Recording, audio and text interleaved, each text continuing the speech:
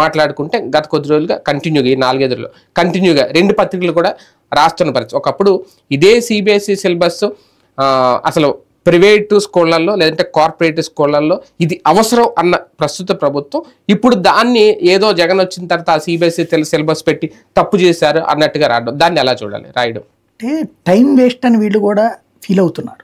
వాస్తవం ఖండించమంటే వచ్చి ఖండించడానికి ప్రెస్ కాన్ఫరెన్స్లు పెట్టడానికి సిద్ధంగా ఉంటారు. ఎట్లాగో ఈ పత్రికలు రాయివయ్యి బేసిక్గా. ఇంకోటి ఇప్పట్లో ఎలక్షన్ ఏం లేదు, ఇప్పుడు మాట్లాడినా పెద్దగా ప్రయోజనం ఏం లేదు.